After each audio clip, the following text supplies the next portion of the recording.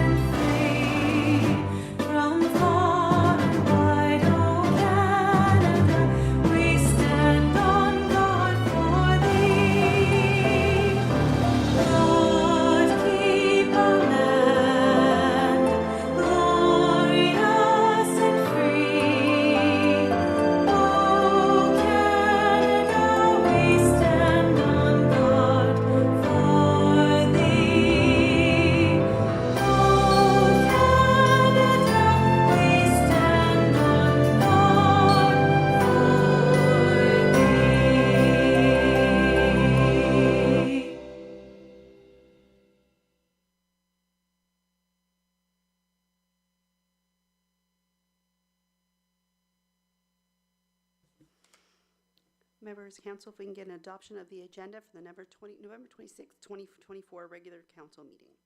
So moved. Moved by Councillor Burns, supported by Councillor Richo Spagnolo. All in favor?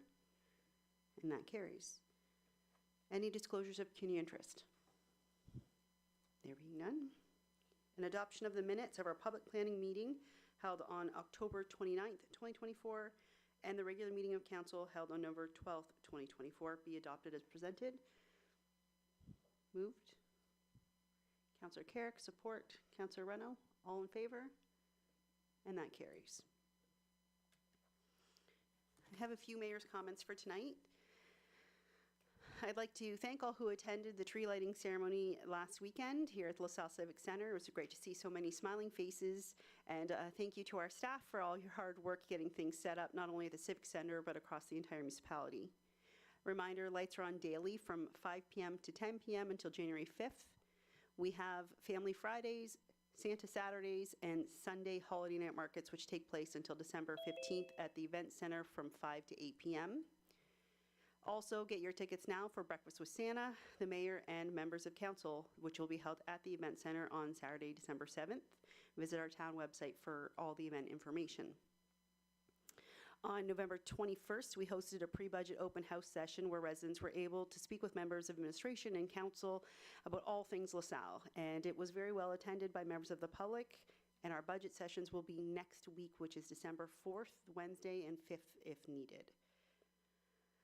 Last week, we partnered with the Small Business and Entrepreneurship Center to visit some of our small businesses on Malden Road and Sprucewood Avenue, and it was great to meet many of our local business owners and learn about their businesses as well as their experiences. Small Business and Entrepreneurship Center offers many free services to support businesses in our region, and we look forward to walking with them again in other areas of LaSalle. Our final leaf collection for this year is Saturday, December 7th, so make sure to place leaves in the approved containers at the curb on Friday night. This is a special message for all of our kids in LaSalle.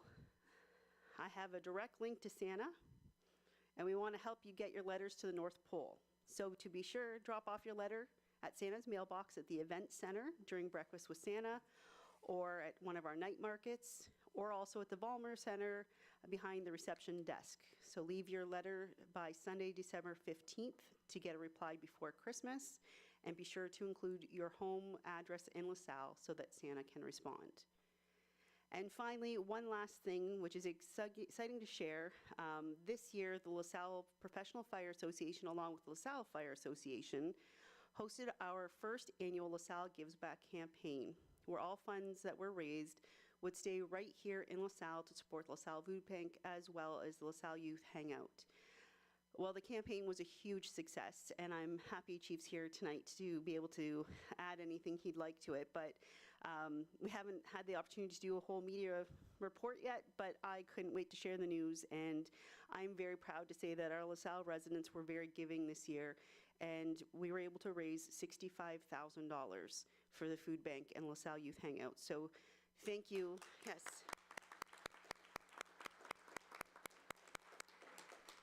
So a huge thank you to the LaSalle Fire Associations who put this event on, but also to all the volunteers who stood out there during the cold on those 4 days or 3 days collecting donations. And Chief and I were just having a quick discussion, and right now is the toy drive, correct? And even at that toy drive, they still have people coming and handing in donations to go towards the food bank. So thank you all for your generosity in our community. We'll move on in the agenda. We have no public meetings or hearings, but we do have presentations and delegations, starting with item 1, which is our application to remove the holding symbol from 2301 Sandwich West Parkway. And I'm going to hand that over to our Director of Planning and Development, Ms. Beggs.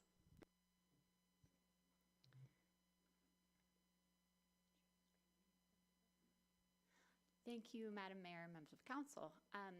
I'm going to keep my comments brief. I understand there's a delegate here to present as well, but I'm going to stick to the technical merits of the application. So we have received an application for a removal of holding symbol from the LaSalle Heritage Group for the property outlined in blue. If I can draw council's attention to the screen, it's that particular property outlined in blue. It's roughly 26 acres in size, and it is just south of Sandwich West Parkway.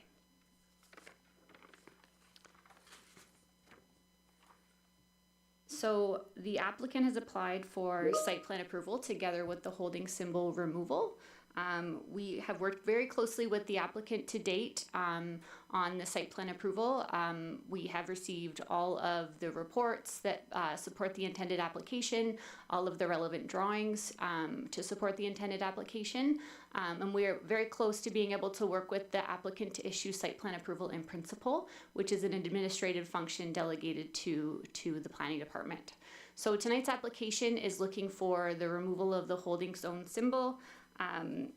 And the proposal, which will be spoken to more in detail by the applicant and the delegate this evening, includes roughly 145,000 square feet of commercial space with associated parking and landscaping.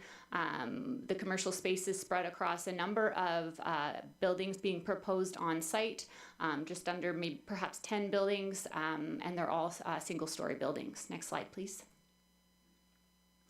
So the designation for the property in the official plan is Parkway Commercial District, and the zoning for the property is Parkway Commercial Zone, again with the holding symbol attached to it. And the proposal complies with the provisions of the official plan, as well as meets all the intent and merits outlined within the zoning bylaw. Next slide. So the criteria for the removal of holding in our official plan are outlined. There are 2 criteria that prevent or preclude the removal of holding, and they suggest that adequate municipal servicing capacity has to be there to support the proposed development, and that the required development agreements are in place between the corporation and the owner. So we are here this evening to confirm that administration has gone through a site plan approval process with the applicant, and we can confirm that there is adequate municipal servicing to support the intended development. And we are working on negotiating the site plan agreement with the applicant. So our recommendation tonight is for council to approve the request to remove the holding provision. Administration will prepare the corresponding H removal bylaw for adoption at a subsequent council meeting once the site plan agreement is properly executed by the corporation. So with that, I'm available for questions. I understand the delegate also has a presentation. Thank you very much. Mr. DeMora, I'll turn it over to yourself, and I'm not sure if Ms. Moore wants to come up If not, nope, okay. All on you. All right, thank you. If we can get up the first slide that we provided, please. So I'm going to give a bit of a preamble here to kind of explain how we got here. So Madam Mayor, members of council, most of you know my name's Scott D'Amore. I'm the president of the D'Amore Group. I'm here today on behalf of Head D'Amore Developments and LaSalle Heritage Group. While most of you may know Head D'Amore Developments, I realize this might be the first time that you hear the name LaSalle Heritage Group. LaSalle Heritage Group is a conglomeration of like-minded individuals who realize and understand how truly special the town of LaSalle is. While you often hear the names Petretta and D'Amore in relation to this project, LaSalle Heritage Group is an amazing group of, most importantly to me, all local individuals. So everybody's from Windsor-Essex County that have come together to see this vision through. While I myself do reside in Windsor, in many ways the town of LaSalle is my true home. I remember LaSalle when shopping meant Bart Yvonne Furniture or LaSalle Discount Variety, and dining meant the Sunnyside Tavern or Ashton's Dairy Bar. I've had a front row seat to watch LaSalle's transformation into the world-class municipality that it is today. My first paying job was working in the Parks Department for the town. I remember the excitement of trading my Township of Sandwich West employment card in for my new Town of LaSalle card when we first achieved town status, and the comfort that that change brought in knowing we were finally big enough and strong enough to stand on our own and not have to worry about amalgamation with the city of Windsor. I am very proud to be a part of the town of LaSalle and truly believe we have one of Canada's top communities to live in. For the past 25 years, along with our amazing partners at Head Construction, Barry Rubin, Leslie Rubin, and Asaf Klein, we have actively strived to build one of the best communities, not just in LaSalle, but anywhere in the world. Our 280 plus acre development has grown to feature a world-class park as its centerpiece, a provincial leader in education, Holy Cross Elementary School, and a mix of homes including single-family, townhomes, and now the award-winning crossings at Heritage Condo Development. We have always dared to dream big. However, one piece of this dream has always proven to be most challenging. 50 years ago, when my father purchased this land, 50 years ago, he envisioned a shopping district to pull this amazing community together. And today, I'm here to finally talk about that dream becoming a reality. The Shops at Heritage is a transformative commercial development. When fully completed, this 24-plus acre site will feature over 250,000 square feet of commercial space, and it'll be anchored by the long sought-after major brand name grocery store. The Shops at Heritage is the perfect blend of retail, quick service restaurant, hospitality, service, and yes, finally LaSalle will have a major brand hotel of its own. Next slide. So if I just walk you through, you'll see obviously, and if anyone saw the paper today, our grocery anchor is Food Basics, and we're very excited to have the Metro Corporation providing a Food Basics to anchor this development. Next slide. You look here and see that for the first time ever, LaSalle will have a McDonald's in it, which I'm pretty excited to bring here, and our whole team is. And Tim Hortons, that as somebody who lives in this area, has long been dreaming of having Tim Hortons in the area. Next slide, please. You'll see there that Taco Bell, which will take care of the late night cravings for everybody. And you'll notice the Osmos and some still yet to be filled in services. We're dealing now, starting at the local level, with some of the providers for services such as nails, etc. Next slide, please. You know, Shoppers and Dollarama, two of the bigger brands in the country, and we're happy and excited to have them join us here. Next slide, please. Next slide, please. And then you start to see some of the services with Pet Value, 123 Dentists, the fitness center and such. We're starting to look to provide a fully self-contained community that is truly walkable. Next slide, please. And then there's been lots of talk over the years about this, and we're currently in negotiation with multiple international hotel partners to look at finally bringing LaSalle the hotel that it so richly deserves. Next slide, please. Then you'll see like a gas bar. As somebody who's dealt with the gas industry and everything else, like the petrol industry, it's refreshing to see the changes they've made and how they handle the environmental on it. So while I first had concerns about this, having seen the way they handle it, now know that we're in good hands with taking care of our environment while providing this service. Next slide, please. And this is the overall development where you'll see how it breaks down. And this once-in-a-lifetime project will break ground in early 2025 with phase one, provided y'all approve it, which will provide over 150,000 square feet of mixed shopping floor space, and it's projected to create over 400 sustainable jobs. The Shops at Heritage represents a truly historic $200 million private investment into the town of LaSalle, which we're very excited to bring here. So I'm here before you today requesting that the holding provision be removed from the current zoning of this property so that we can all take the next step in the evolution of our amazing community. So thank you for your time, and I'm available to answer any questions that there may be. Thank you very much. Members of council, start with Councillor Carrick. Thank you, Your Worship. I don't have any questions, just some comments. I live just down the street from there. This is awesome. Thank you for making the commitment to the town and providing 400 jobs and the amenities and walking distance to my house. So thank you very much. I'll leave it at that. Any other questions? Councillor Renaud? Just a comment. I want to congratulate you.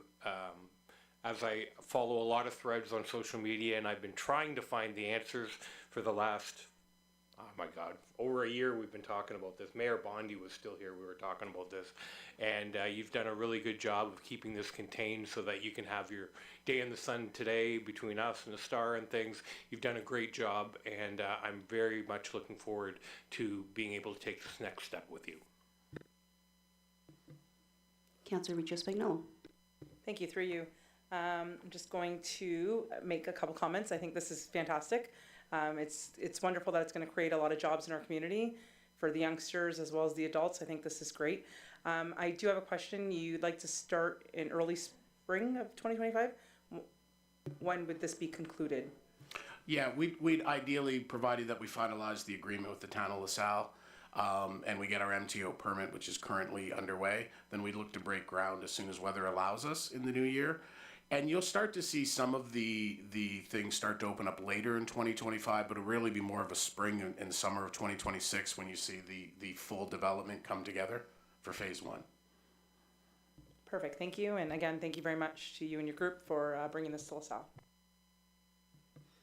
Any other questions or comments? Councillor Renaud. Just one question about phase one. Will that be a quadrant? Will that be certain stores? I guess it's up on there. I apologize, it's on your diagram already. Thank you. Deputy Mayor Pata. Thank you, Madam Mayor. Through you to administration. The time that was taken from idea to now, I've been a part of, and I just wanted to get some of your inputs on future development that Mr. D'Amour has brought up, timelines, things that we can do to help facilitate other development like this in the community.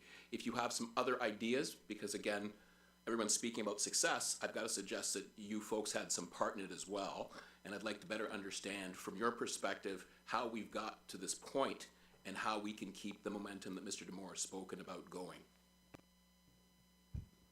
Through you, Madam Mayor. Great question. I think, you know, from the get-go, early on, we have fostered some really good communication with the developer. We've tried to be as open and transparent in our discussions.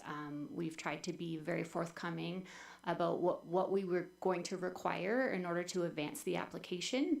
You know, we've tried to think outside the box in terms of different ideas, in terms of different cost-sharing opportunities. So I think just pushing that envelope with the applicant, some of the streamlining efforts that we've already undertaken have really helped. We no longer come to council for site plan approval, so that's really helped to expedite things as well. We're going to be looking for the delegation of authority for the H removal, which will also help to expedite future applications for these types of developments. A development like this, though, is really impactful for the community. So notwithstanding that we would have delegated authority for H, provided that's council's direction, we would still bring a matter like this to council because it does have an impact on the community. So those are some of the initiatives that we've undertaken to date. Supplemental, Your Worship, so back to administration, so lessons learned have meant that when the next Mr. Damore, 50 years from now, comes and we're long forgotten, that they'll be able to look at this and they'll be able to build on this to get this through the next development through at speed? That would be the goal, yes. Thank you, Worship. Councillor Burns. I move the recommendation. Thank you. No other questions or comments? So I've moved by Councillor Burns and support by Councillor Rano, and then I just have a few quick comments before I call the question. One, I hope it's not another 50 years before we see a development like this. And I want to thank you and your team as well as administration, because I know the last 6 months have been a lot of work to get us to this point, to make this great announcement for our community. And it really is a massive investment in our community, probably one of the largest commercial developments that we'll see here in the town of LaSalle. So I'm thankful to you and your team as well as staff for getting us to this point. It is going to provide jobs. It is going to help offset that tax base a little bit, which we've been saying in the town of LaSalle, there isn't enough commercial business. So thank you for everything you've done. Thank you to staff, and I will call the question if there's no other comments to be made. All in favor? And that's unanimous. Thank you. And Madam Mayor and Council, if I could just quickly say, I wanted to, on the record, thank both the elected side of things here. All of you have been fantastic in communication and support. And also, as somebody who, like, I was mentored by Bob Hayes, who I say is one of the true founders of this municipality. And I think as somebody who really strive for collaboration, I think Bob would be very proud of what we did in this town.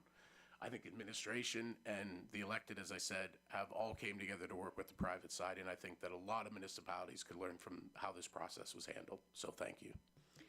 And I think your dad would be very proud as well. Thank you. Okay, we will move on to item 2, which is the draft plan of condominium approval request for Stock Street condo. And I'm going to have our Director of Planning Development again, Ms. Beggs. Thank you, Madam Mayor and members of council. I just have a quick slideshow presentation once again, so I'll just ask for that to be queued up. So we have received an application from Dr. Capaldi for a draft plan of condominium for the vacant parcel of land shown on the screen there, outlined in blue on Stock Street. The property is roughly 0.45 hectares in size, so relatively an acre in size. Slide. The proposal, which we'll get into in the next slide, conforms with both the official plan for the town of LaSalle as well as the zoning bylaw for the town of LaSalle. The property is designated town center in our official plan and zone TC2 in the town zoning bylaw. Next slide. So this image here provides a visual of the proposal in context. So it gives council an idea of the surrounding land uses on site and captures what the proposal will be when it's built and done. And as you can see, it's surrounded by buildings that are similar in size and magnitude to what's being proposed, so it fits within the context of this neighborhood. Next slide. This is a site plan drawing of the proposal. So the proposal here at Stock Street is a condominium building that is 5 stories in height with 36 individual units. We also have a covered parking area with 10 covered parking spaces and associated parking and landscaping as part of the site design. I will say that one of the new things, and to Deputy Mayor Akpata's point, we have been trying to streamline processes and run them contemporaneously together. So for this particular application, we're running the plan of condominium together with the site plan approval. So that just helps to make sure that we are buttoning everything up at the same time and that we're not revisiting things or doubling up on requirements. That's just something that we're working towards with the county.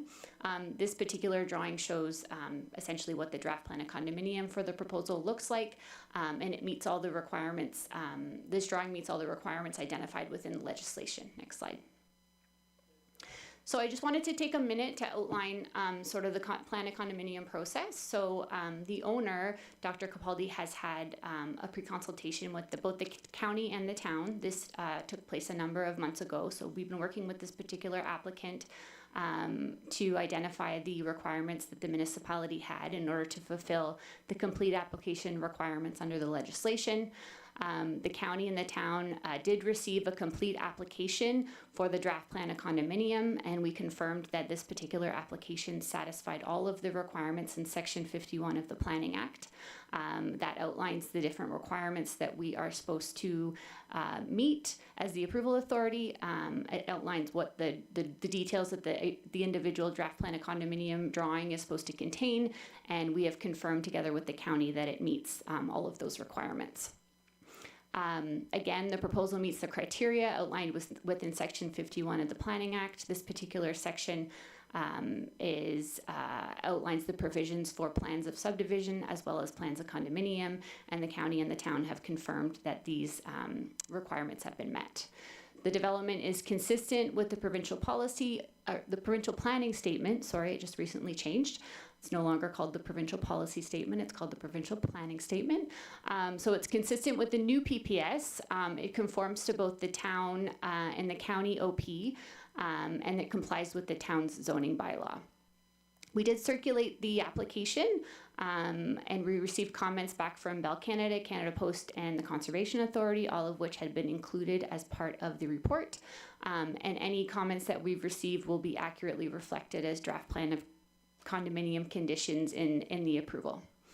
And so tonight, what we are looking for is for a request from council for a resolution in support of the plan of condominium. We've also added some additional conditions that we feel came to light as part of our evaluation and assessment of the current application.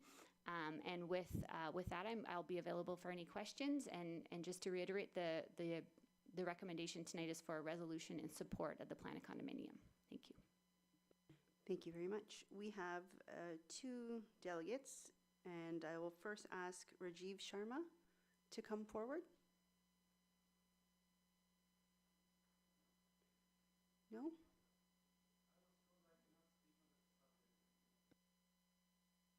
Well, I have you down. If you would like to speak on the subject, you may come forward. Okay. I will now like to invite Laura Gurr. Is she online? Yes, I'm here online. Okay, so you can go ahead. Again, we are speaking to items as related to the Stock Street condo. Okay? Thank you. Good evening, Madam Mayor and Council. I am a lawyer at Cohen Hiley, and I act on behalf of the Board of Directors for Essex Standard Condominium Corporation number 206, which is a development that this same developer was involved in recently and is still involved in. So our board is requesting that council defer its decision on this application.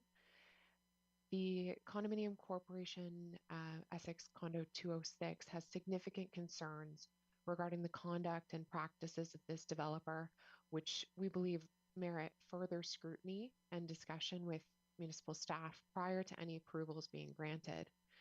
Despite the registration of Essex Condo 206, the building remains incomplete in critical respects.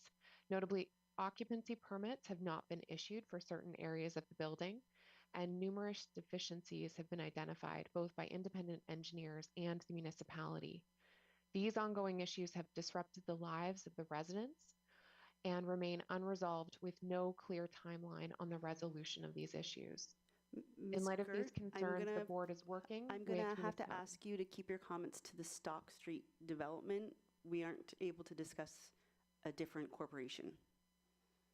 Yes, the board is working with municipality staff and respectfully request that council defer any decision on this application until staff have had the opportunity to review the circumstances and discuss the issues with this developer. Once approval is granted of the draft plan of condominium, these units can be sold to other innocent unit owners. And given the concerns that this board is working with, they feel that it's imperative that these issues be brought to council's attention prior to the decision being made today. And so the board is asking that council will act in the best interests of the future residents by ensuring that developers are held to the highest standards of accountability and compliance. And they are asking in that regard for council to consider their submissions before making decisions on this application and to defer this decision so that staff can be consulted. Thank you very much. I will now have members of council, if you have any questions or comments for administration. Deputy Mayor Akapata and then Councillor Reno. Thank you, Madam Mayor. Through you to members of administration. I'm a legislative guy, and so I've just got a couple of questions. I've heard the council's presentation on behalf of the corporation here. When we look at this application, municipally, has the proponent met all the requirements under any of our documents, any of our bylaws, any of our requirements for this to move forward? Thank you for the question through you, Madam Mayor. So to put it bluntly, I guess we wouldn't be here tonight if we hadn't adequately addressed and vetted the application from both a planning and engineering standpoint, and as well as a legislative standpoint. So as part of our assessment of any application, we review the merits, both the planning merits and the engineering merits, and the application in the context of the applicable legislation. So we've done that exercise, and we're here tonight with confidence to say that it meets all of those merits, and we're requesting a resolution in support.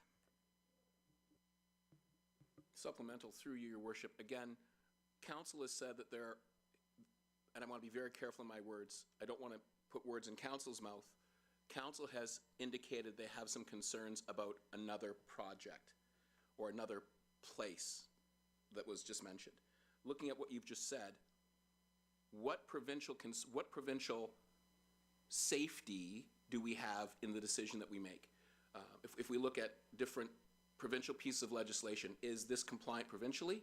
Has it met all of those standards? I know that with Bill 23, we were looking at building faster and quicker. I just want to make sure that my understanding is that on one hand, we have the legitimate concerns that council has raised, but I want to make sure that I understand where we are and how I can bring those concerns in or exclude them in the legislative understanding of the law. I've got it up in front of me, and I'm not an expert in this legislation, so I'm looking to you to make sure that I'm able to best understand what I'm reading as you speak.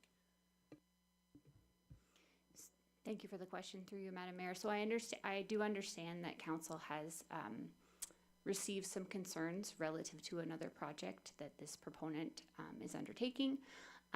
Those particular concerns are not relevant to this application. They don't have any bearing on the legislative merit of this application. There are two separate and distinct files. Last one, Your Worship. You use the term legislative merit. Can you just make sure I understand what that means, please, ma'am? So Section 51 of the Planning Act outlines the legislative intent and the responsibilities and the criteria for which we approve these types of applications. So it's our responsibility as the approval authority, together with the county, to ensure that Section 51 of the Planning Act has been addressed. And so when I refer to the legislative merit, I'm suggesting that we are satisfied that Section 51 of the Planning Act has been adequately addressed. Thank you, Your Worship. I have Councillor Reno and then Councillor Carrick. Thank you, Your Worship. My question is to the Planning Department.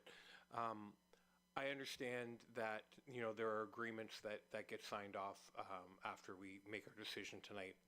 And I just want a little more clarification. That agreement, is that agreement a standard agreement that's written by the province and we just say that's what we do? Or do we have any opportunity to learn from past projects, you know, whether it be this one or that one or anything that's come in the last 10 years, are we able to change the language to tailor to a more successful outcome for our future residents?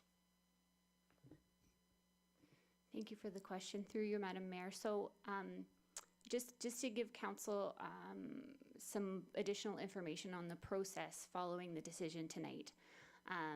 Provided council does pass a resolution in support, that resolution will be sent up to the County of Essex. The County of Essex will then develop, in consultation with the municipality, appropriate draft plan conditions. So a draft plan approval for the condominium will be granted subject to a number of conditions, and those conditions will be outlined by the county. It is then the responsibility of the municipality to make sure that those particular conditions are adequately reflected in the site plan agreement that gets registered on title. And so our control is through our ability to inform the wording of the conditions, which we do tailor depending on the type and magnitude of the application, as well as the site plan agreement instrument that we develop in consultation with legal. And you know, it is not a boilerplate agreement that is provided by the province. It is tailored specifically to the application to which it speaks to. And we include different provisions depending on the nature, scope, magnitude, context of the particular application. So no two agreements are the same. Every agreement is different. And with the help of our legal department, we're constantly refining that legal process, and we're constantly changing those agreements because we're always learning, right? So we're learning what works and what doesn't, and we incorporate different provisions and different restrictions into the agreement every time. And just one more question.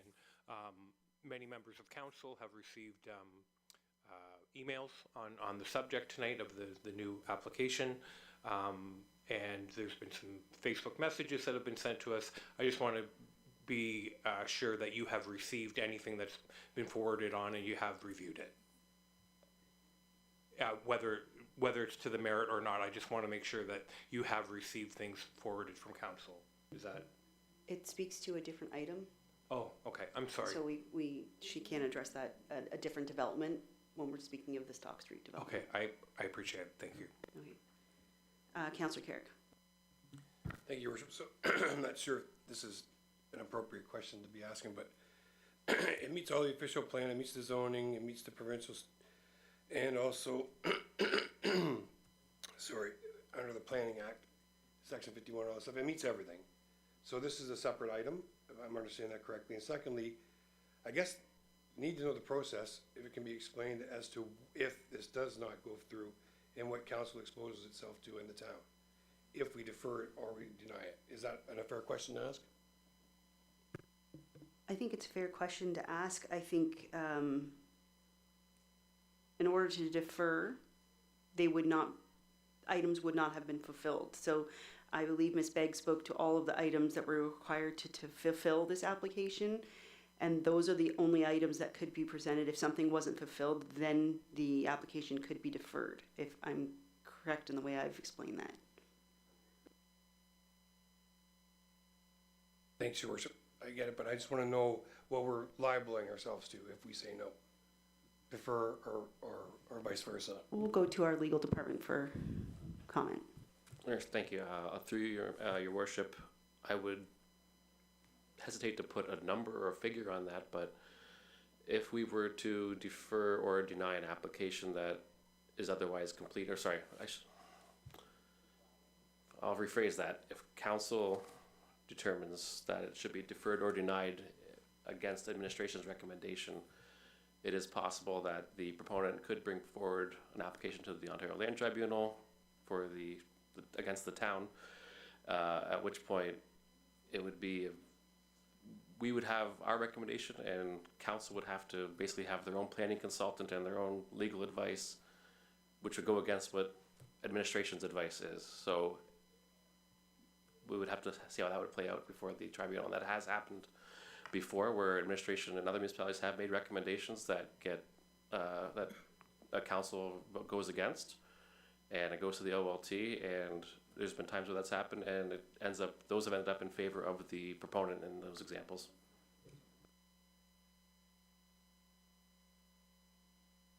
So I guess, is there a difference between a deferral and a denial? Are they similar as we move forward? Just need some clarification on that. It's my understanding that typically a deferral gets requested if there's not enough information to be able to process the application. If we're waiting for additional information pertinent to the specific application that we are reviewing, versus a denial is just not in agreement with the proposed recommendation. Right, so just one more follow-up then. So you're basically telling us that this meets every criteria that needs to be met? Through you, Madam Mayor, yes, that's correct. Any other questions or comments from members of council?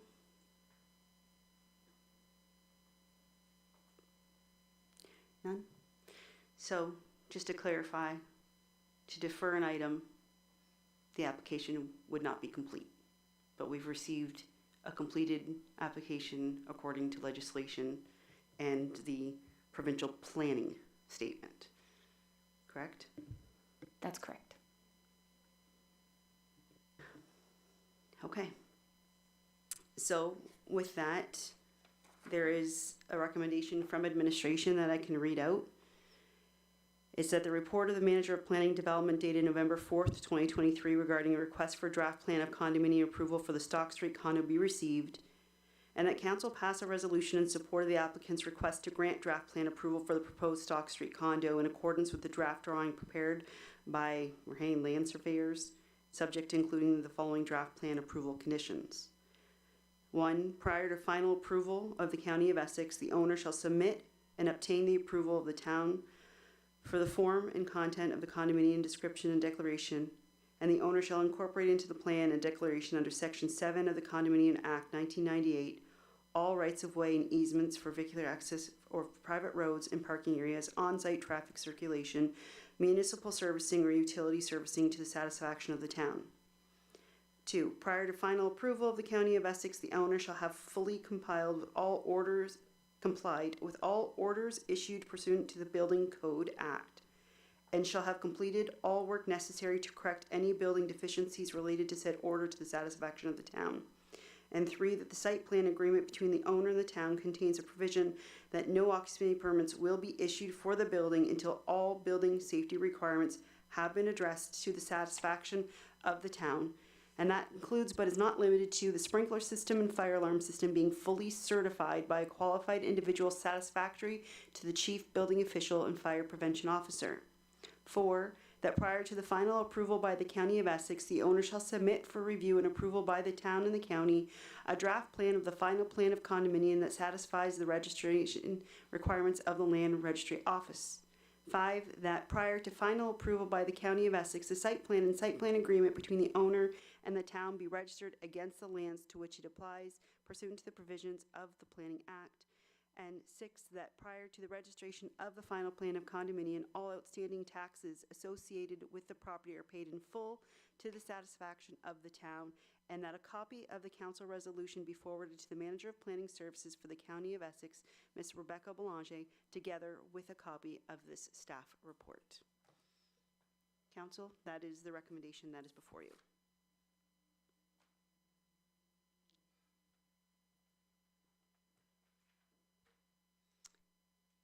All right, I'll move the recommendation. Moved by Councillor Carrick. Do I have a supporter? Councillor Reno? All in favor? Opposed? That carries.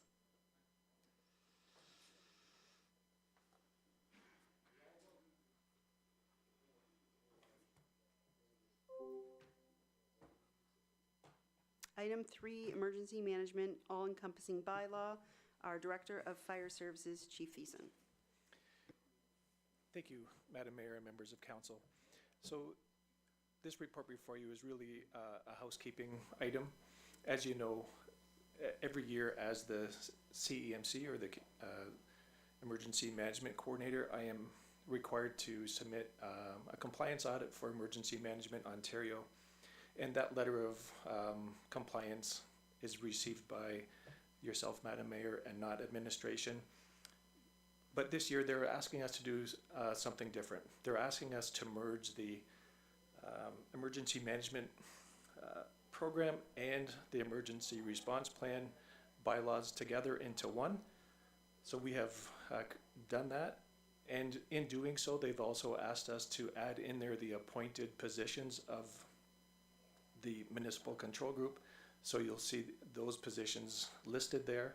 What's important with that list is these are the individuals or the team members of our team here that have to have mandatory training for emergency management.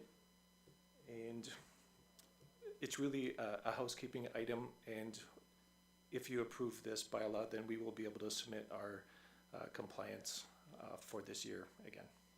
I'm available for any questions. Okay, members of council, any questions? Deputy Mayor Capata. Thank you. Through you, more of a comment, Chief. Nice work. Very simple, right? Keeping us compliant, making sure that we're safe, and again, not having any external province eyes, or if they do, having heard some of the comments that the province has made about how we do our emergency planning, Your Worship. I think this is a good thing, and kudos to your team, Chief. Okay. There's a motion before you that the report of the Director of Fire Service dated November 7th, 2024 regarding the emergency management all-encompassing bylaw be received, and that the emergency management program emergency response plan bylaw be adopted. Mover, Deputy Mayor Capata, support, Councillor Regis Spagnolo, all in favor? And that carries. Number 4, Matchett Bridge Improvements Contract Award, our Manager of Engineering, Mr. Capucci. Thank you. Through you, Madam Mayor. The report in front of you today is to approve the Matchett Bridge contract to FACA Incorporated for the bid price of just under $1.1 million. This work is part of our bridge needs study that we do. We analyze all the bridges in town, and this bridge here was determined to need some improvements. And we tendered the work in October after doing a thorough design and investigation of the bridge and determining what work would need to get done. And the maintenance is to the parapet walls, some expansion joints, some waterproofing.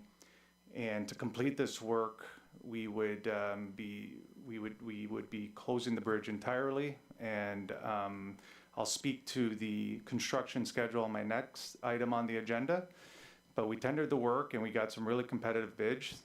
We've dealt with FACA in the past, and administration is recommending to award the work to FACA and to start construction in the spring of 2025. And yeah, and if there's any questions, please ask. Thanks. Thank you. Councillor Carrick? Yeah, so I'm pretty sure there's only one major bridge on Matchett, am I correct, that we're dealing with? So there's a crosswalk there. Would that be affected at all? The pedestrian over the bridge?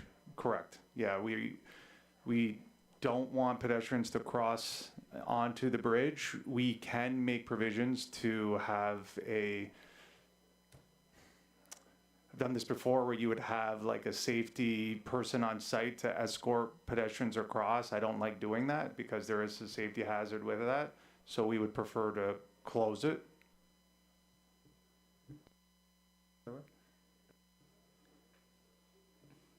I think the question might have been the east-west crossing. Yeah. Sorry, I thought you meant over the bridge. Okay, east-west, east-west would be fine. The road would be closed. That'll be continued, but across the bridge, we're going to try to avoid pedestrians crossing there and having a detour set up for them as well. So just for clarification, the crosswalk across Matchett will still be open, so people can get from east to west. Is that east-west? That's east-west. Correct. Say, wait Correct. a second. That's east-west. West-east, east-west, whatever way you want to travel, they can still travel across Matchett at the crosswalk. They just can't access the bridge. Correct. Thank you. Deputy Mayor Capetta? Thank you, Worship, through you to our gentleman here. The construction, we've just finished some outward construction that has affected residents coming in and out of LaSalle. And I understand why this must be done. I know it's a must. But just your traffic mitigation plan, sir, if you could share something so that we could start to get the message, get people prepared for this. That's all I'm looking for is, barrel season's coming to an end, coming in and out of LaSalle, and I just want to keep people as informed as possible, if you don't mind, sir. We will have variable, through you, Madam Mayor, we will have variable messages boards up prior to the construction, probably within 2 weeks. We will be putting messages on our website, on our projects page, and handing out letters to residents affected in that area. And so you will see detour signs and routes and messaging at least 2 to 3 weeks before the actual closure. And emergency services will be notified, as well as the school board, because that will disrupt their bus routes, and we've already had those conversations with the school board and the bus routes. Yep. A supplemental, Your Worship, not knowing anything about bridge construction, but watching all kinds of cool movies about it. From an environmental perspective, how do you keep things from getting in the water and therefore creating an environmental problem? And I don't need you to go into great detail, I just want to make sure that I can understand what I'm asked, sir. They'll put like a netting under there to catch debris and fall in, so it's just like false work that they put under the bridge. Yeah. Thank you, Your Worship. Any other questions or comments? How do we ensure that no animals or birds or anything that can't be moved don't house there before construction starts or during construction? Because I know of other situations where this has occurred, and I just want to know how we hopefully prohibit that from happening so this project doesn't become longer than the 3 months. No? Anything? No? We just hope and pray. Is swallows? We can review that with the engineers on the project. They've do hundreds of bridges throughout the year throughout Ontario, so they'd have ideas for us if it's necessary at this location. Perfect. Thank you. If there's no other questions or comments, the recommendations that the report of manager engineering dated October 29th, 2024 regarding the Matchett Bridge improvements contract award be received, and that council award the contract for the Matchett Bridge improvements to FACA Incorporated for the bid price of $1,090,765 plus HST. Moved by Councillor Burns, support by Councillor Reno, all in favor, and that carries. Item 5, we're going to go back to Mr. Capucci for the 2025 Public Works construction schedule. Thank you. Mayor, members of council. Oh, it's working. Okay. I'm not good at this. Hold on. That's better. I think. All right. Oh, geez, it's full screen. Hold on. Does that still work? Yeah, all right. No. Shucks. Okay. I know. It's good for practice, they say. So, okay, here we go. I'll put that full screen in a sec. I'll go through my report, and then we'll look at the map, and we'll be able to look in detail. For those that came to the meeting last week at the Vollmer Center, they'll already know about the map in this chart. But this chart here, or this map here, kind of shows all the capital works that we have coming forward in 2025. And that was the point of this report, was essentially showing the works that we have coming in the 2025 season, explaining the impact to the town, how we're mitigating it, and the timelines for all this work. So starting at Matchett Road, that's the bridge repair we're talking about at Turkey Creek. That one is expected to start in the spring of 2025, probably around March. And that is roughly going to take about 3 months, ending in July the 1st. Now, with that bridge repair, we will be closing Matchett, as I said, so it's a full closure, and there will be detours in place needed to facilitate that work. Now, that's a big one for us because that kind of starts off our construction season next year, and needs to get completed before one of our larger projects on Front Road, which is the DMAF storm sewer work. And there's two major components of work. You know what, I'm just going to share the screen so you can see it. There's two large components for that work. The first is that it's the pump stations. So we're installing 2 new pump stations at Reham, and somewhere in the vicinity to Adams Lane along Front Road. And we're also installing new storm sewers along Front Road through the Disaster Mitigation and Adaptation Funding grant that we received. So this project is totaling anywhere between $15 and $20 million, and we will be closing 2 lanes of Front Road to complete the work. So we had some lane closures last year, or this year actually, sorry, and we saw the traffic patterns change because of that. We're expected to see those same types of traffic patterns again. And we need to ensure that Matchett is fully opened and Malden is fully open to handle those movement and traffic patterns. So Matchett is going to go first, then you're going to see work on Front Road, and that's going to last the entire construction season. Now, the third project that we have, which is also a big one for us in 2025 and reaching into 26, is Malden Road. We've begun the property acquisition process for that, and we can't begin our utility relocations until we have those property acquisitions. Because of that, we're expecting to do utility relocations probably in the summer of 2025. So you will see not a full closure of Malden, but you will see some temporary lane closures and works happening near the end of 25 to facilitate the full construction in 2026, which is expected to last all of 2026 to reconstruct Malden Road. It's probably, again, a $15 million job. And we've reviewing the design right now and looking at opportunities. And in my report, I say that there's options of fully closing Malden Road that would make it quicker and safer and easier to complete, but it comes with a cost in terms of commuters and pedestrian connectivity. So there's 2 sides of the store to look at. We are trying to keep it open because it's likely a benefit to there, but just so that you're aware, we are looking at all possible options for construction of Malden Road. There's also a few other jobs on the map here that you can see. For instance, we have a mill and pave happening along Broderick and possibly Disputed next year. We have drain works along the Cahill. We have the Cahill and the Burke Drain. And we have the North Woodmont Pump Station, which is right off of Sprucewood, that will be completed as well in the spring of 2025. So we created a bit of a chart that kind of shows and flows all the construction works that we have going for the 2025 season.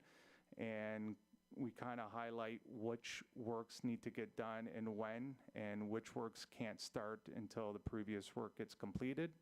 At the bottom there, you'll notice that we have a few EAs or larger studies that will be happening. So the Howard Bouffard Master Drainage Study Area, as well as the EA, are also on the radar, but will be completed towards the end of 2025 with all the subsequent work ahead of it. So again, this report was try to show you the work that we will be completing in the new year. Try to grasp with the idea of the impact it's going to have to the residents as well as the traffic, and to inform you of those types of concerns. On the town side, to mitigate, and what I had alluded to earlier, what we're doing for each of these jobs is we do have a projects page online, which we always update with all our jobs. So start date, end date, construction period, and who they can contact so that you can be found online. We hand out letters to all the impacted residences, as well as we do put up signage and detour routes. So these jobs are an inconvenience, and we realize that. That is construction. The town, we do try to schedule everything accordingly and plan everything out so there's as least as amount of disruption as possible, and we do our best to try to achieve that, but sometimes things don't always work 100% to plan, but we intend that they will. And again, if you have any questions, I know there's a nice beautiful chart here and beautiful map here, but if there's any questions regarding any of the projects or scheduling or timelines, I'd be happy to address them. Yeah, that's everything. Sorry, yeah, thanks. Councillor Carrick. Thank you, Your Worship. Mine's more toward finance and the Front Road grant. So is it, just to refresh my memory, is it front end loaded? Does the government give us the money? Do we use their money? The timelines around that, how is that working? Can somebody explain that to me? Just so we understand better as we move forward. And I think that's the only project we have that's actually grant funded, that has grant money attached to it. So I just want to get an idea what that's all about. Good evening, through your worship to the councillor. The DMAP grant related to stormwater improvement is a total of 37 million, of which 14 million is the responsibility of the town and the rest is from the grant. The grant period ends in the end of spring in 2027, I believe. And typically the grants are matching like 40-60 percentage wise, but we were successful in requesting that the province and the feds front load the grant for us. So to date, we have received reimbursement for 100% of the funds we've expended, but eventually it will become a strict 40-60 split between the two of us. So that's very good, right? Because they're uploading it first. They already give us the money. So do we get interest on that money, or we already spend it? Questions or comments? Councillor Burns? In the report for Michael, I think you authored it. If you look at page 54 on the agenda, this can be reviewed on the township's website, should be the town's website. The last page of your Noted. report. Okay. Strategies, coordinations. Second line.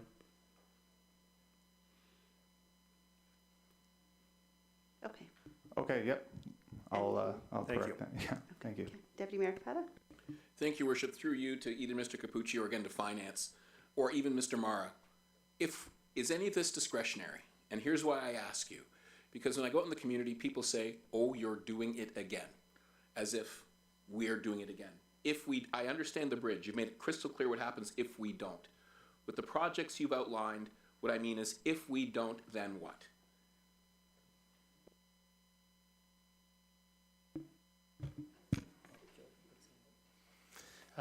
Thank you for the question. The bridge is certainly exactly as you had said. It is concerned for that bridge, so repairs are imminent and needed. With respect to any of the other ones, council can say stop at any time. We have went forward with the DMAF grant to solve some of the flooding that has been experienced in 2019. So certainly if council is willing to accept that flooding risk again, we can stop it, but all indications have been that we want to solve that problem, so we are carrying on.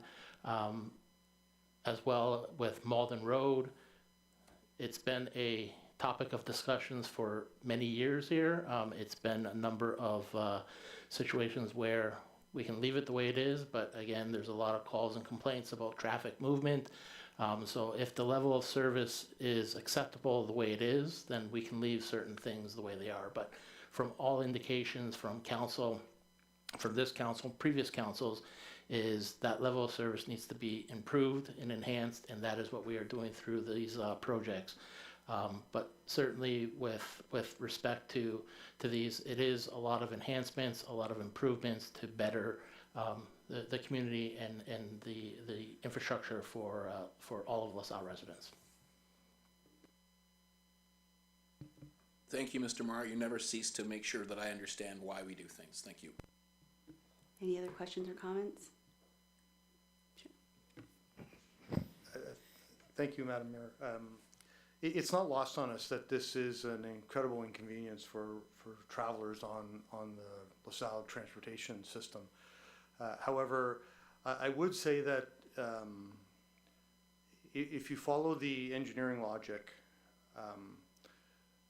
the sooner we get to a road to repair it, the longer it lasts in the long term, and the less money we actually spend in maintaining it. And so there are areas in town where we have breached that point, and now that we're into a reconstruction as opposed to an expansion or redevelopment or rehabilitation of that particular asset. I would also note that, you know, what we see with the wonderful finance-like graph that Mr. Capucci put up with the minuscule writing, which is something near and dear to my heart.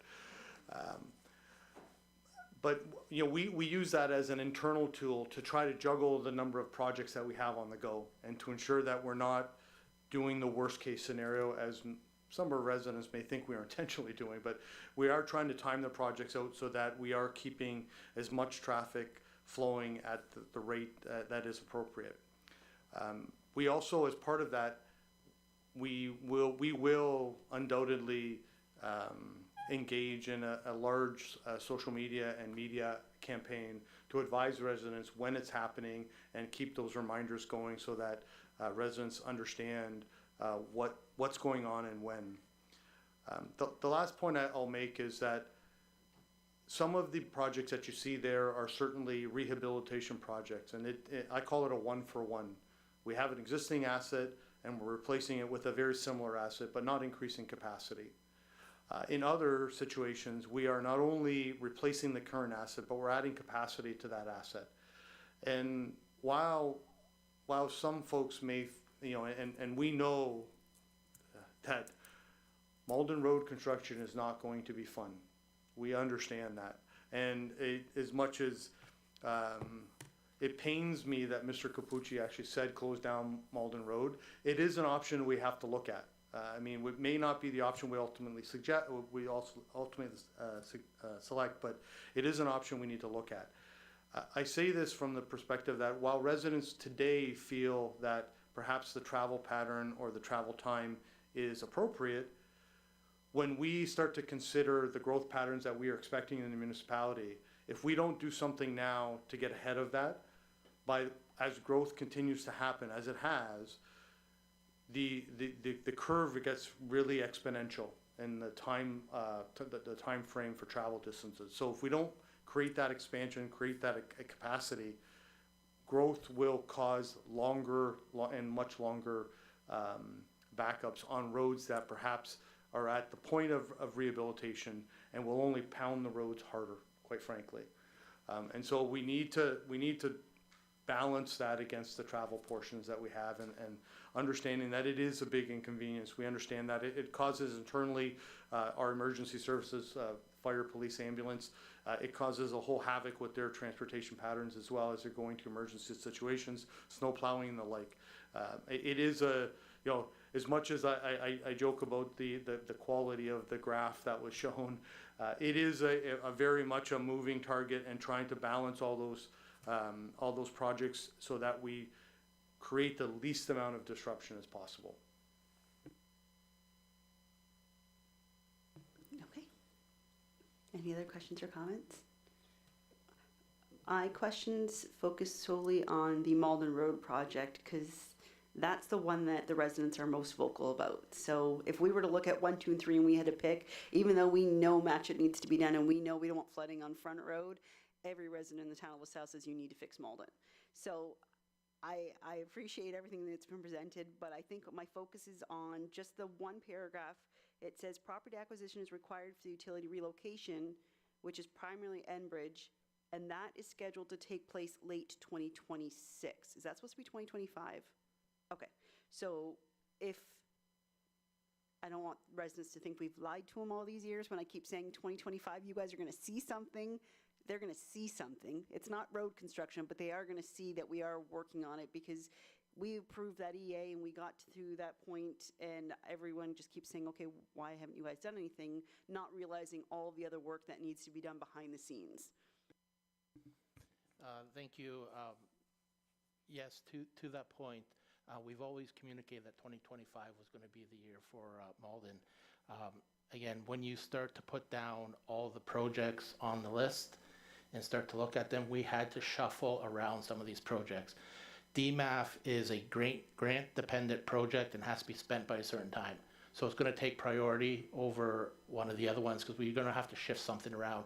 There are other phases of DMAF still to do that we're working through that process. So it's not just this section on Front Road. There are other sections of DMAF that we're still working through those studies and things of that nature. So there will be more work on Front Road as we progress through. So yes, we have always indicated 2025 was going to be the construction year, but given what we have and when we put everything down on paper, again, match it, and Sprucewood intersection improvements has been something else that came about very recently that wasn't on our radar. So we are trying to grapple with all the things that have come forward, and so we have to shift things around a little bit. Otherwise, if council is agreeable, we can close down all north-south roads, and I don't think that is a very good option. It is something that's going to cause a lot of headaches for all of us. So we do have to move things around, and it was based on the funding mechanisms, the grant availability. Again, Malden Road is solely funded through the town's coffers, through our reserves, on our dime, so we can delay that slightly. But the ones with the grants, we have to bring forward so that we can still take advantage of those grants. And so, yeah, there is a bit of adjustment from what was previously communicated, but that is just the nature of how these things have started to come together in looking at overlapping projects and things of that nature. Thank you. I appreciate the explanation. I think it'd be really nice if everyone could just go back to working from home for a year.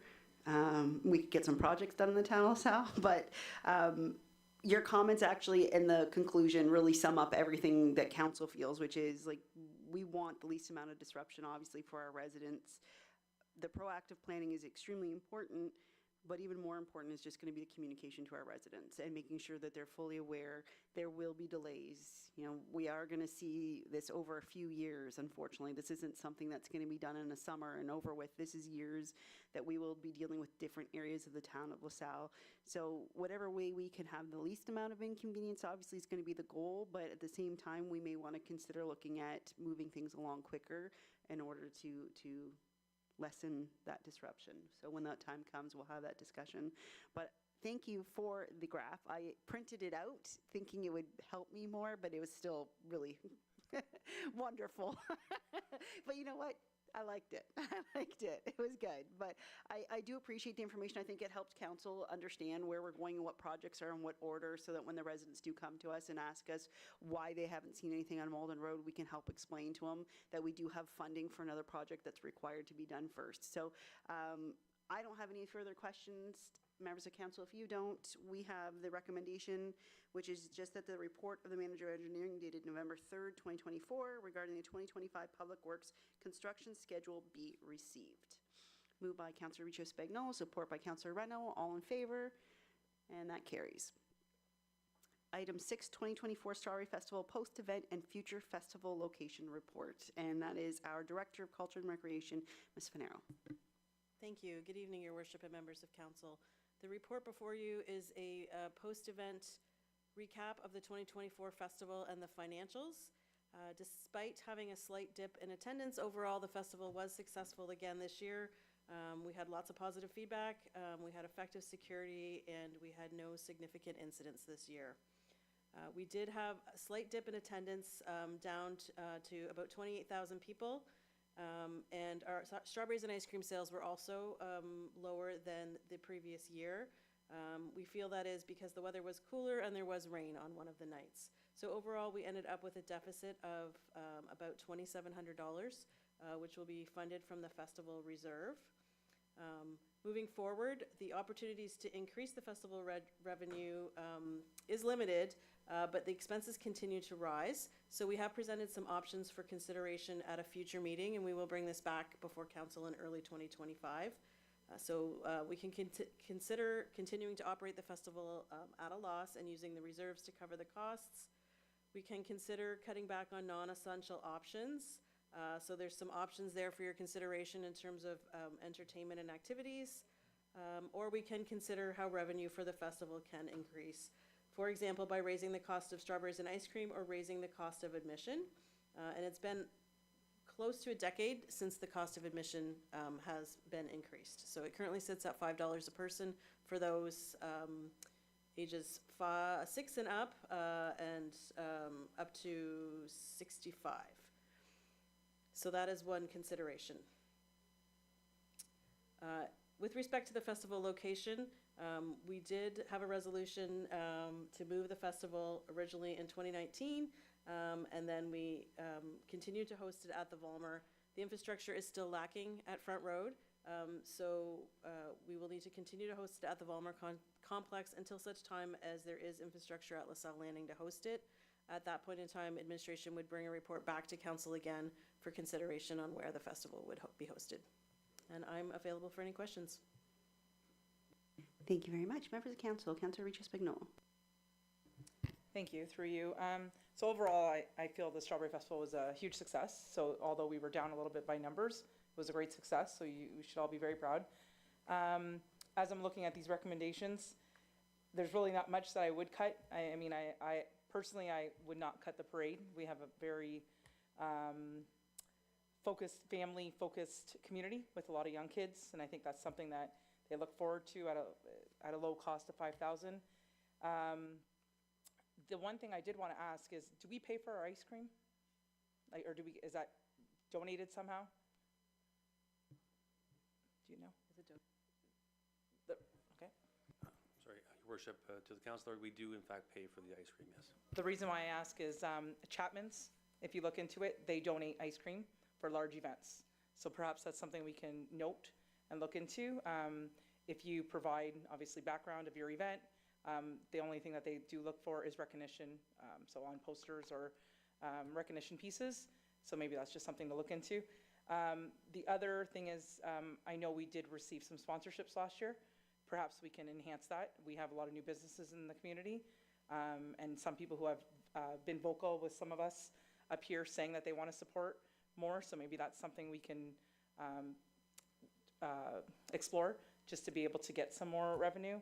And then the other thing no, that's pretty much it, was the ice cream and that. But the other thing too is the thrill show is great. If there's something that we can eliminate, I mean, it's hard to eliminate something because that's what people come for, is the entertainment, the rides. But 15 to 20,000 is a lot unless you get a sponsor to cover that entire cost, which I think is doable in our town. We do have a lot of people that would probably support that. Maybe we can work together on this, or I can assist in any way I can. But I mean, you have a great team. I think that if we had a sponsorship package, I think some of these costs can be eliminated. Just my thoughts. Thank you. Questions? Councillor Burns? I think we really need to look at, when the Strawberry Festival started 30-some years ago, we didn't have to worry about security, fencing, debit machines, all these things that are adding, probably even policing back then. All these things are adding to the cost of the festival. And I think we really should look at raising the price to get in to compensate for some of those costs. Those are hard costs that you can't ask the police department to subsidize. You can't ask the security people to do it for free. You certainly can't ask the fencing company come and give us that stuff. So I don't know where you can go for $2 anymore, or $5, whatever it costs to get in. You pay for more of that in popcorn at a theater that I don't go to, but I think those things should be on the board. It's fine to ask for donations. Sometimes they come in, sometimes they don't. But we have to look at everything that we are doing so we don't have to revisit it when we have absolutely no money or a $20,000 loss. So that's my only comment on it. Great job. I'm certainly not for cutting what we have. I think as we improve it, more people come. Take away now, less people will come. Those are my comments. Thank you. Councillor Carrick. I agree with everything that's said. I think there's opportunities here, and we have access to people that do that professionally, which is awesome. But I think the fact that we had a couple nights of rain really dampened some of the populations that would have visited the numbers. So I think we're in good shape. If we need to look at maybe minor bumping it up a little bit, okay, but if we would have had nice weather, I think it would have been just as good, and we wouldn't be having a $2,700 overrun, which really, that size of event, $2,700, I mean, it's money, but it's not 27,000. So I think you guys did a great job, and hopefully the weather's better, and if we gotta look at bumping it up a hair, that's fine, but we do have access to people that can help us too. Thank you. Okay. Any other questions or comments? All right, I have a couple. We have a reserve for festival and events. Do we know the budget currently in that reserve? Your Worship, the balance in that reserve is approximately $100,000. And that reserve is created from surplus of previous festivals, correct? That is correct. The Strawberry Festival, the last couple before fall, offset by the transfer for the exhibit this year. So in total, it's $100,000 at this time. And that's really what the reserve is kept for, is for rainy days, right? That is correct. And unfortunately, this year, that's what we had. We didn't have the warmest festival weekend that we've had in the past. And I was just calculating, and I'm not a math person, so I'm not going to promise these calculations are correct. But I was just looking at just the strawberries and ice cream, saying we were down 25%, which was 1,485 servings of ice cream. I don't even know what we charge. Is it $5 still? $5? If we had sold normally what we would normally sell on a weekend, forget attendance, just on that, we would have been over $7,000. We would have been in a surplus situation. So to me, I look at it as the reserve is meant for rainy days. This was a rainy day. It wasn't the best weekend. They're going to happen. We've been very fortunate. But I think we put on a really good event for the town and our residents. And the two things I'm 100% right now not in favor of is I will not get rid of our parade. It is the only parade we offer in the town, and it is really well attended. And I keep hearing businesses saying they want to get more involved and grow. If anything, I could probably say in a few years we may have to look at putting more money into the parade. And the second thing is the admission fee.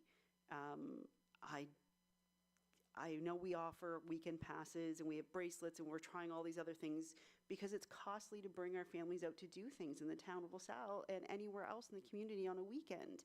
That's not something I think we should be looking at right now, is increasing fees. Could we look at more sponsorships? Absolutely.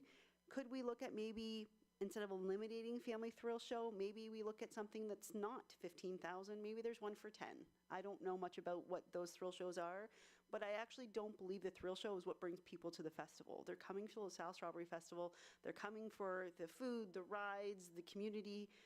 Those are just little things we get to offer as extras, and if those are the things we have to maybe tailor back year after year, then that's one thing. But I think increasing the admission fee is a no-go, and I think the parade, again, I can't ever agree to canceling that because we just don't have other ones in the community. And then the only other question I had on strawberries and ice cream, in the past, we did have a sponsor. Do we have a sponsor for that anymore? Thank you for the question. I'm not entirely sure we have a sponsor specifically for the strawberries and ice cream.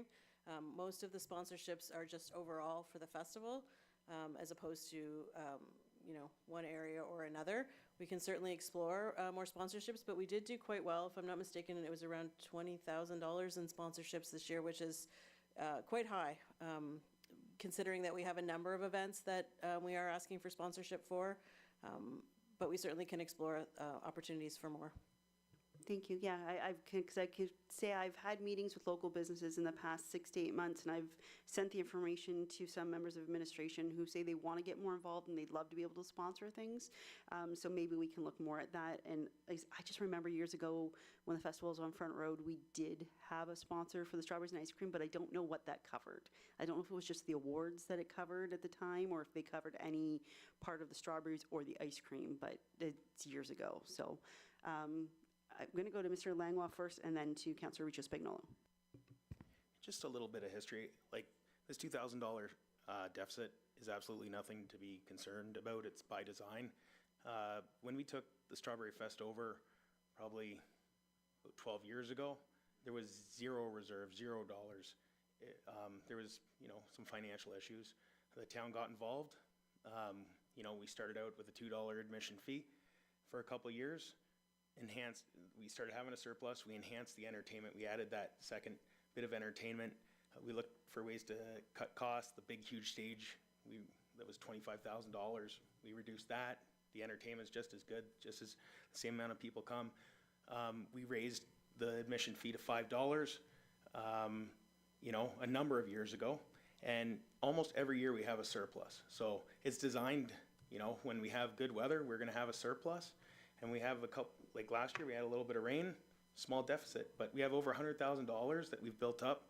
So at this point in time, I don't think there's any concerns whatsoever about having to cut costs or having to raise our fees. If there's multiple years in a row where we're seeing significant deficit and there is no rain, that's when we have to start looking at our options, I think. Thank you. I appreciate that. Councillor Richo Spagnolo? Thank you, and I absolutely agree with Mr. Langlois on everything you said. A couple questions I do have, again, back to sponsorships. I think that things that can be tailored is we can have somebody sponsor the parade. So then you're getting somebody who's one company or one business or whomever to sponsor that parade, then that'll eliminate cost. But again, we can have an off-record conversation. I'd love to have that with you, but I think there's ways on building this, and as well as, I do have a question. For your sponsorship package, is it tiered, or is it just one? It is tiered? I remember seeing gold and those levels. Okay, so that's good. But I think that's something that you can eliminate. And then I think also for entertainment, you could do something like LaSalle's Got Talent and get all your kids involved in coming and doing a talent show. And then that brings in people, because grandparents and aunts and uncles and family want to come and see it. I know when we've done it before, it's been extremely successful. So I think that's something that we can explore some different options. Thank you. Any other questions or comments? No, just a reminder, everyone, though, we had almost 30,000 people through that weekend. That's a lot of people. And it really was a successful event, and I don't think there's any changes we need to be made. I agree with Mr. Langlois. This is the intent. It's to have rainy day funds. We have great weekends, and we have a surplus, and it's going to happen, and it's just something our administration team will keep a close eye on and advise as needed. So there is a recommendation. It's actually a two-part, so I don't know. We didn't really cover the second half very much. I don't know if anyone has any other comments. Obviously, that's about the location right now. That's the second part of this. So if someone wants to make any other recommendations, or the one that's recorded in front of us. So the recommendation is that the report of the Director of Culture and Recreation dated October 28th, 2024 regarding the 2024 Strawberry Festival and future festival location be received, and that the festival location remain at the Volmar Complex until such a time as the appropriate infrastructure is available at LaSalle Landing, and further that the location of the festival be brought back to Council for consideration once the necessary infrastructure at the waterfront is established. So that's kind of one part of this, and the other part would be just to receive the other information if we're not looking to make any changes, unless someone is looking to make any changes. So that's, I know I read the recommendation, but I think it's a two-part. Are you okay with that? You want to split it? Yeah, you can split it. I don't need to split it. I just know they moved the one I read, and I kind of added the second part. Okay, so with which part? So we're going to move the recommendation right here, and we're also going to just receive the rest of the report. No other changes. Okay, let me clarify. Are we moving the recommendation as presented to council this evening? Yes. From the report? Okay. But that doesn't address the other requested possible changes. Do we need to address that, or no? Just, You don't have to, I mean, that's not the recommended action in front of you, so unless council wants to make a subsequent recommendation. okay? Burns, Carrick, all in favor? Carries. Item 7, reappointment of John Wodarski to the Essex Power Board. There is a recommendation ahead of us where John was appointed as a member of the Essex Power Board of Directors effective January 1st of 2021. And whereas this appointment is set to expire on December 31st of this year, and whereas John has agreed to extend his appointment, now therefore be it resolved that John Wodarski be reappointed as a lay representative to the Essex Power Board of Directors for the term commencing January 1st, 2025 and ending December 31st, 2028. Any comments or questions? No? Moved by Councillor Richo Spagnola, support by Councillor Carrick. All in favor? And that carries. Correspondence. There's 3 items, consent agenda. So we have 5 items in the consent agenda. Any of those items anyone wants to pull out and discuss? Deputy Mayor Capata? Your Worship, I just have reviewed Section A, and I'm bound under the Community Police Safety Act with my employer. By default, I have a conflict of interest in dealing with anything that speaks to police budgets. So I'd like to, however you proceed, Madam Mayor, I've got to remove myself from Section A. Section 1A. Yes, please.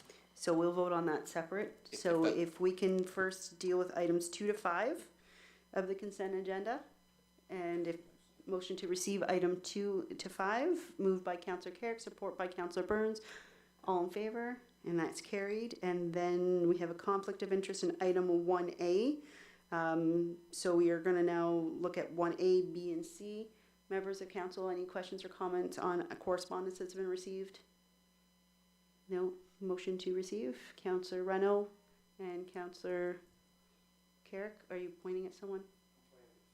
Okay, I thought you were pointing over there. That's why I'm like, is there something? Okay, all in favor? And that is approved. Okay, committee matters. Any committee matters? Questions and statements by members of council? I do have one. Sorry. Coming out of our pre-budget session open house that we had last week, it was discussed several times that the operation of the boat ramp isn't functioning the way it maybe should, and we haven't reviewed it in a long time. So I don't know if I need to do this as a notice of motion, but I would like to get a report from administration, no rush, because obviously it's a lot of work and it probably won't be in place come this spring, but a report on the functionality of the boat ramp, how we issue our season passes, and if there's a way where we can reconfigure the current parking lot to put in more parking.